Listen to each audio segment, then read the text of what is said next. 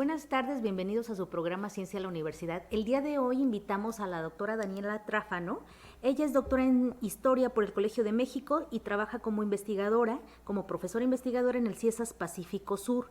Actualmente es la directora de la unidad, directora regional de esta unidad y se desempeña en ciertas temáticas de etnohistoria, educación, algo relacionado también con el Estado-Nación, particularmente para el caso mexicano, y Oaxaca también, ¿no? En el siglo XIX. Pues ella desempeña también algunos proyectos de investigación, tienen estudiantes en esta unidad académica, entonces le vamos a pedir que nos explique primero qué es el CIESAS y cómo están estas unidades regionales. Pues adelante, Daniela, bienvenida. Gracias, buenas tardes. Bueno, el CIESAS es un centro de investigación, es un centro público de investigación, CPI, depende del CONACYT, y estudia, se dedica a la disciplina de la antropología, la historia, la etnohistoria, la lingüística principalmente. Es un centro que nace en los años 70, sobre, digamos, las necesidades que identifican antropólogos de larga, de fama, digamos, como Palermo, por ejemplo, y abre centros en la República. Ahora actualmente somos 7 centros. En Oaxaca abrimos en 1987, antropólogos como el doctor Nahmat o Margarita Dalton fueron, digamos, los fundadores de la unidad que ahora se llama Pacífico Sur, se llama Oaxaca, Istmo, y ahora es Pacífico Sur.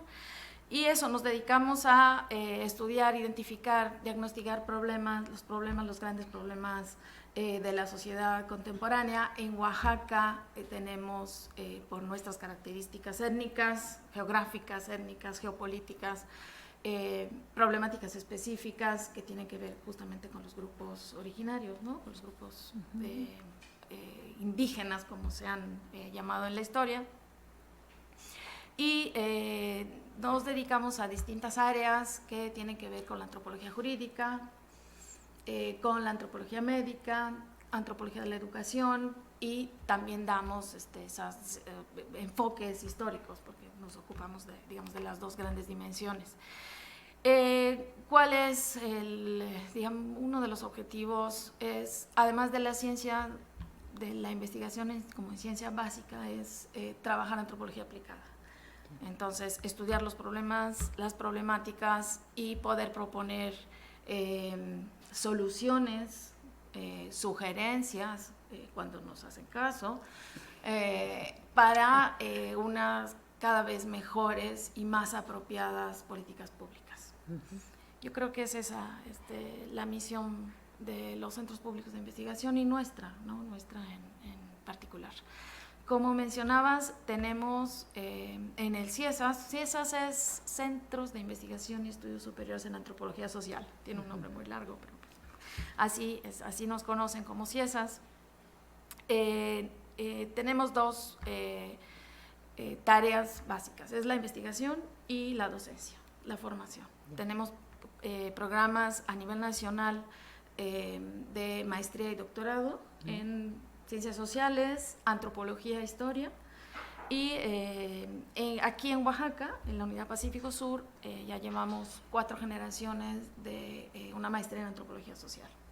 Nuestros programas se organizan, como dicta, digamos, el CONACYT, alrededor de líneas de investigación que nos permiten relacionar de manera muy estrecha el trabajo de investigación con la docencia. Entonces, nuestros estudiantes entran a nuestros posgrados. Nosotros estamos en el Patrón Nacional, en el PNPC, que garantiza las becas a nuestros estudiantes.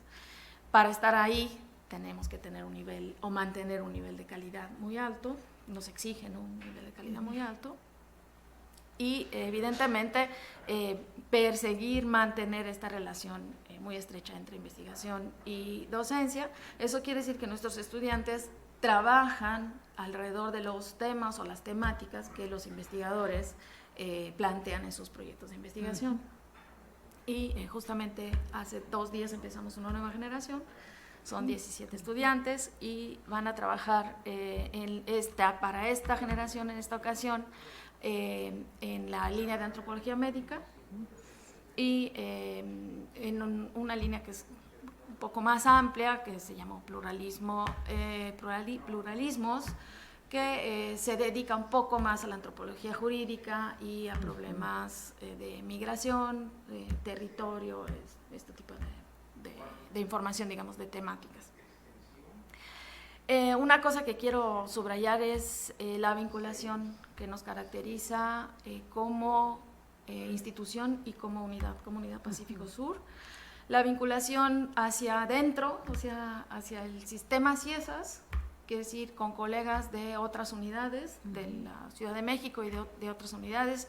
Nosotros estamos presentes en Mérida, en Jalapa, Veracruz, en Guadalajara, en Monterrey y en San Cristóbal de las Casas. Entonces, esto implica trabajo de investigación con otros colegas de la unidad, de las unidades, y intercambio y trabajo de docencia con los otros programas de otras unidades de la misma institución. Y la vinculación hacia afuera. Nosotros trabajamos mucho con otras instituciones académicas, evidentemente. Yo soy una madrina de la UAPO.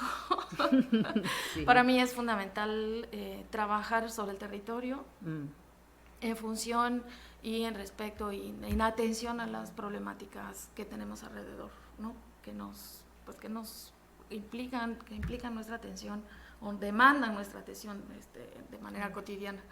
Y también trabajamos con instituciones públicas, con instituciones, con instancias de gobierno, con la Secretaría de Cultura, evidentemente con la Secretaría de Asuntos Indígenas, bueno, el INPI, el INPI a nivel nacional y a nivel local, con la Secretaría de Salud. Tenemos programas y proyectos muy importantes en cuestión de salud materna, atención a las problemáticas que atañen este tema. Trabajamos con distintos órganos a distintos niveles de justicia. Hacemos muchos peritajes que tienen que ver que nos solicitan a raíz de problemas de tierra, de agua, de elecciones. Este sistema que caracteriza a Oaxaca de sus y costumbres no está exento de conflictos, entonces pues ahí nos convocan, ¿no? Como antropólogos, como expertos o como personas que se ocupan de mantenerse al día, ¿no? Sobre las problemáticas y las teorías que tienen que ver con estos temas. Ahí estamos y digamos, la idea es justamente colaborar, ¿no? y aportar lo que sabemos de la manera más científica posible para contribuir a una mejor sociedad, ¿no? Básicamente a una mejor convivencia entre las personas. Y bueno, el CIESAS es un centro público, entonces tenemos una biblioteca, la mejor biblioteca del Estado en Ciencias Sociales, que es pública. Entonces, por favor, vengan, vayan, consulten. El catálogo está en línea y, en fin, es lo que le decimos a quienes nos convocan, ¿no? Okay. Y a la UAPO y, en fin, a nuestros estudiantes, etcétera. Pues bueno, Daniela, y nos gustaría saber qué haces tú de manera particular en temas de investigación. Bueno, además algo que no mencioné es que has dado clases o das clases en humanidades, ¿no? Ahí está. De la UAPO. Lo de la madrina sí. Es eso. Das clases también en la unidad de Mérida, de Ciencias también. Entonces, como que nos pudieras platicar primero lo que haces en investigación y luego cómo lo articulas en tu práctica docente, ¿no? Bueno, sí. Bueno, toda esta información sobre CIESAS viene porque yo soy profesora investigadora del CIESAS y en este momento soy la directora de la Unidad Pacífico Sur. Sí. Es un cargo que es momentáneo, es decir, dura 3 años y ya les tocará a otros colegas, pero en ese papel es importante que yo explique y promueva la institución. Pero en primer lugar soy profesora investigadora de la institución, soy doctora, como decías tú, en Historia por el Colegio de México. y me acerqué, digamos, a la historia con una tesis de licenciatura que tenía que ver con historia colonial para Oaxaca. En el Colegio de México propuse una tesis que tenía que ver con, que tuvo que ver con el estudio de la relación entre las comunidades indígenas, la Iglesia y el Estado en el periodo de la Reforma, ¿no? En el siglo XIX, que uno de los momentos de las transformaciones que llegaron a la Cuarta T, ahí está, el periodo de la Reforma. Y el estudio, me interesó ver o repensar sobre esta idea que se manejaba en el siglo XIX, que las poblaciones indígenas eran categorizadas como ignorantes, brutas, resistentes, etcétera, y en realidad no fue así. Como sucede al día de hoy, los pueblos originarios, como los llamamos ahora, y como se definían en el siglo XIX las comunidades indígenas o los indios, siempre tuvieron una capacidad muy interesante y muy desarrollada de apropiarse de lo que sí servía y rechazar lo que no les servía, de negociar. La negociación es fundamental, y esta posición de que siempre estuvieron resistiendo, pues es realmente discutible, ¿no? Entonces, yo creo que el siglo XIX fue un siglo muy complicado, muy interesante, muy conflictivo, de muchos desencuentros, de mucha violencia también, pero creo que en Oaxaca los pueblos indígenas supieron cómo moverse, sí fueron víctimas en muchas ocasiones, pero supieron moverse para defender ciertas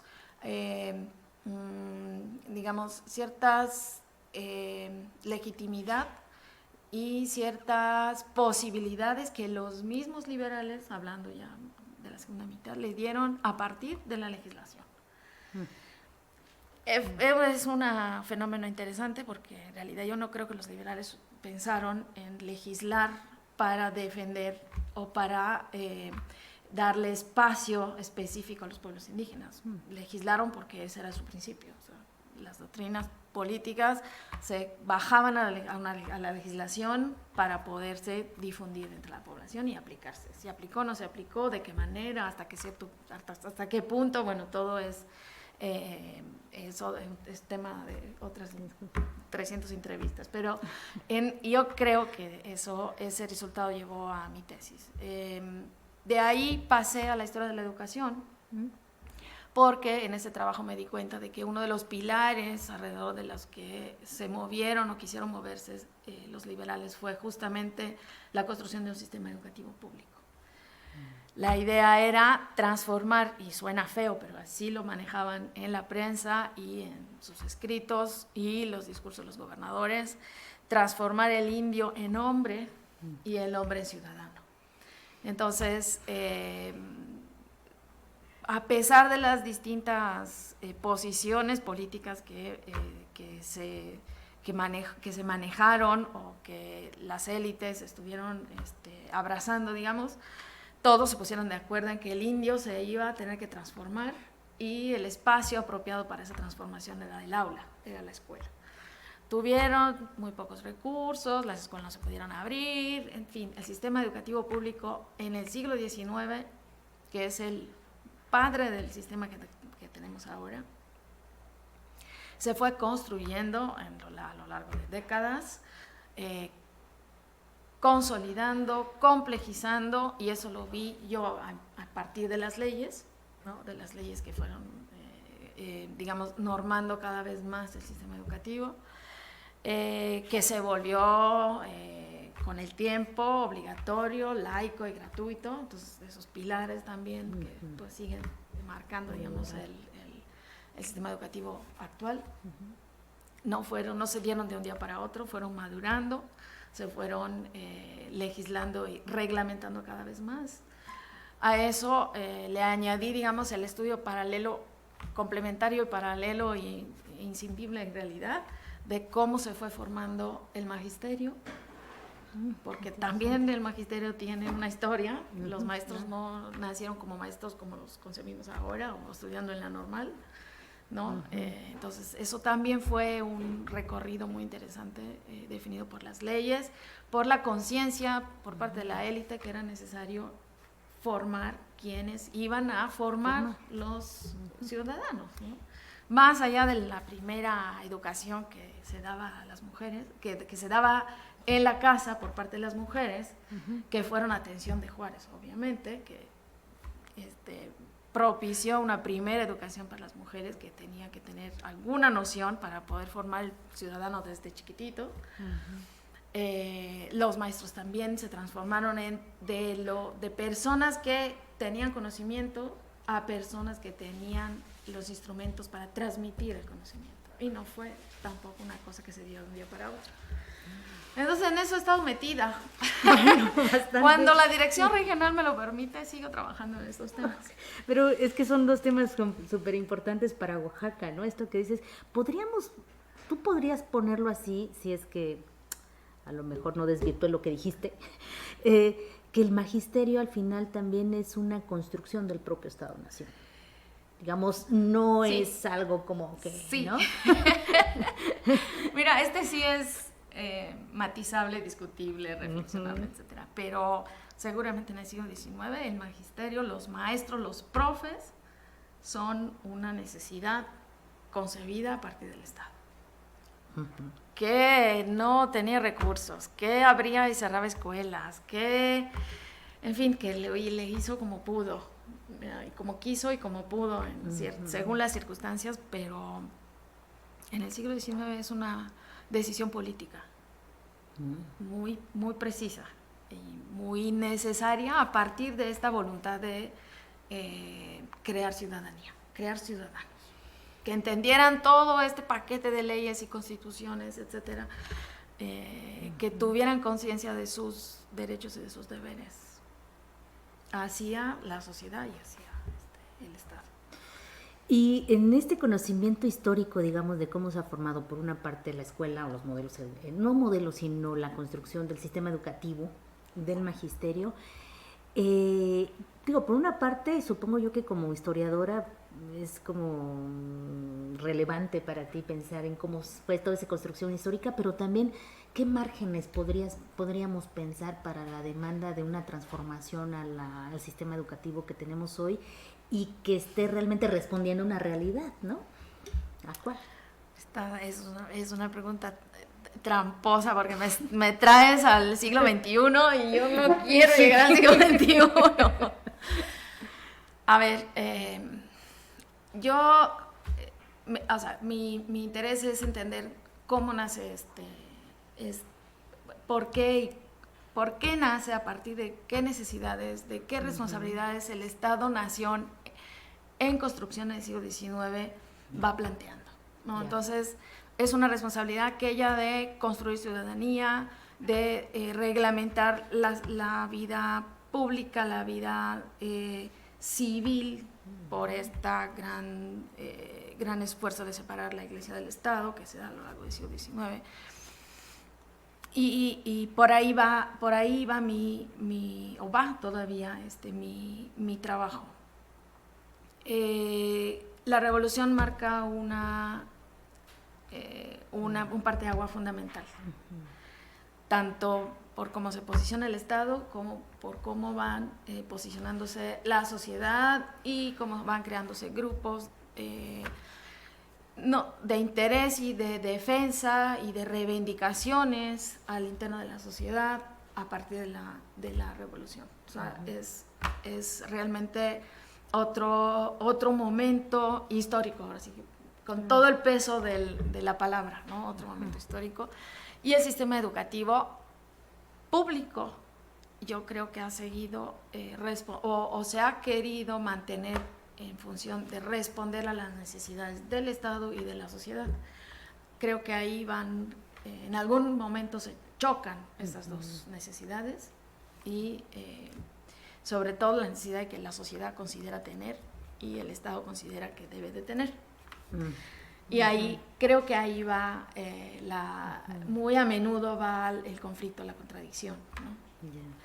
Y pues, como sistema yo creo que es necesario tomar conciencia y respetar el hecho de que se tiene que transformar, o sea, que no es una entidad monolítica y eterna e intransformable, o sea, es necesario que se transforme en función de las necesidades de la sociedad, de cómo cambia la sociedad y de cómo se percibe a sí misma. Entonces, yo creo que por ahí va o debería de ir el asunto, ¿no? O sea, la sociedad se transforma, las necesidades cambian, el mundo cambia. Y la respuesta que la sociedad mexicana tiene que dar al mundo, hacia adentro, hacia sí misma y hacia afuera, se transforman, cambian. Y la educación tiene que ir respondiendo a esos cambios y a esas transformaciones. Debería, pues, más bien, debería de hacer eso. Lo mismo que hizo en el siglo XIX. Plantearse lo que buscaba, ¿no? El objetivo que buscaba a través del sistema educativo. Exactamente. ¿No? Ahora, el sistema educativo es un arma poderosísima. Y esto pues ya lo tenemos muy claro. El mensaje que pasa a través de la escuela sobre lo que es el mundo, lo que es la sociedad, lo que es el hombre, y cómo se tiene que gobernar y con qué derechos y con qué deberes, pues es un arma fundamental. Entonces, de mucho cuidado. Vaya, con pues, que todos tuviéramos muy clara esa responsabilidad, digamos, ese potencial, yo creo que, y tuviéramos muy claro que es muy manipulable y muy manipulador. Con eso ya creo que tendríamos defensas, ¿no? Para tener un pensamiento crítico frente a lo que nos pasa alrededor. Y yo creo también que la escuela es el espacio en donde tenemos que formar buen pensamiento crítico. Pero, bueno, sí, no, para allá va, digamos, también mi actividad docente. Si a eso si queremos regresar a tu pregunta, pues yo enseño historia. Y enseño historia del siglo XIX, también enseño cómo construir un proyecto de tesis, metodología, y esa es la idea, o sea, abrirle los ojos a los chavos desde la universidad, a los de maestría, como digamos, un afán de que entiendan los procesos, trasciendan las fechas y los personajes. O sea, ahí están, no los podemos olvidar, ¿no?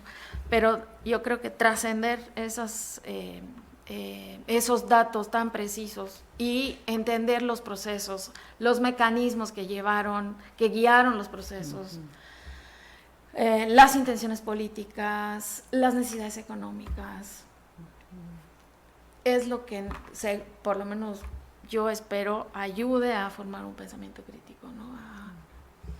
A que puedan leer un texto de manera no ciega,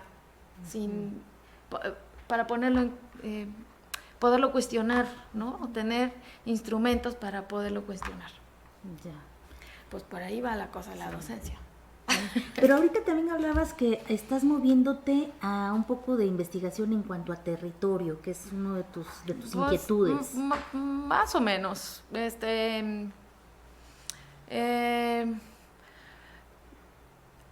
Digamos, la relación con el territorio tiene que ver con más sobre, digamos, cómo se pudo o no pudo difundir el sistema educativo en el siglo XIX. Entonces, llegó o no llegó, en qué regiones, de qué manera, por qué en unas más y otras menos, por qué se mantuvo o no se mantuvo. Y creo que la cosa más interesante, una vez más, es detectar la respuesta de las comunidades a la política educativa, ¿no? A la difusión, poca, mucha, precaria o no, de la política educativa en el siglo XIX.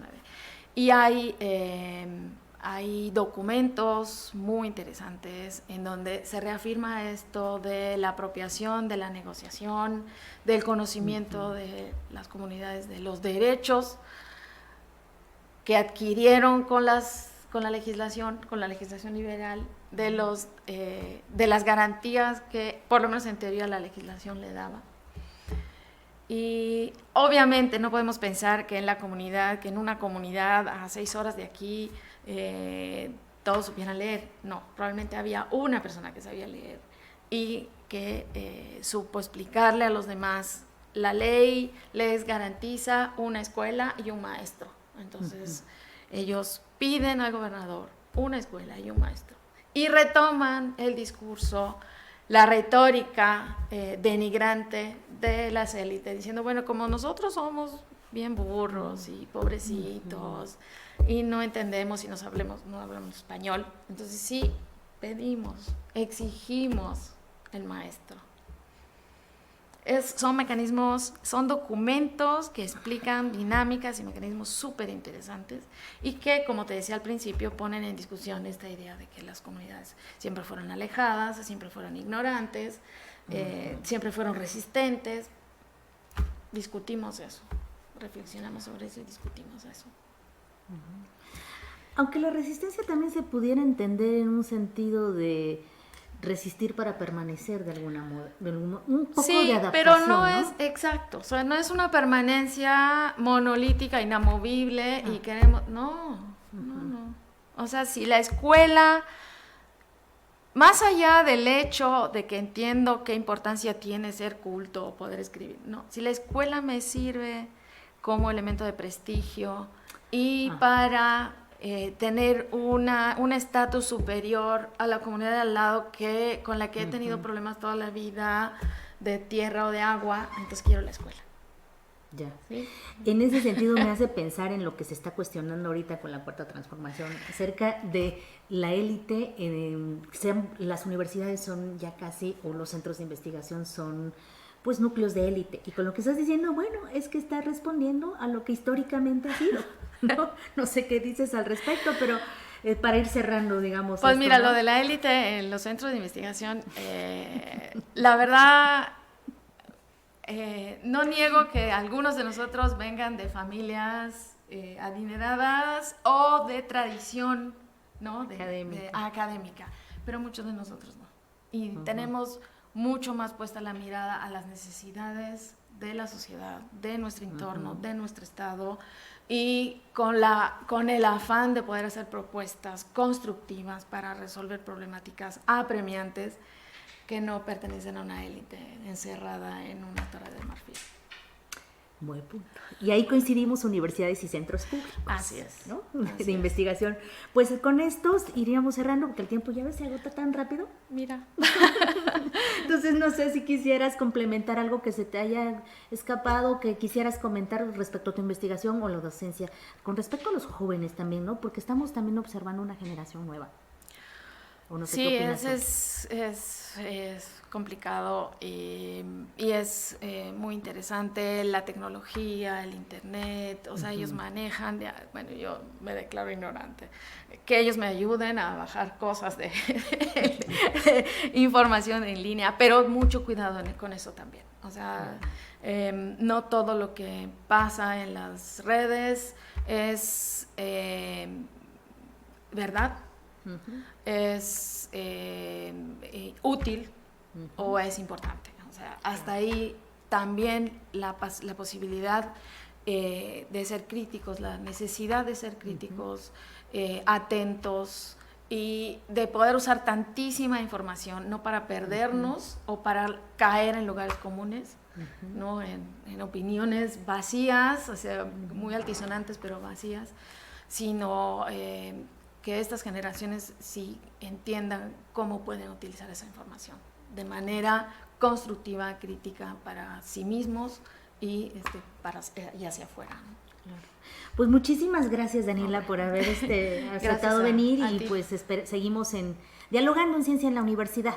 Esperamos que les haya gustado el programa y nos vemos para la próxima. Que tengan buen día. Hasta luego.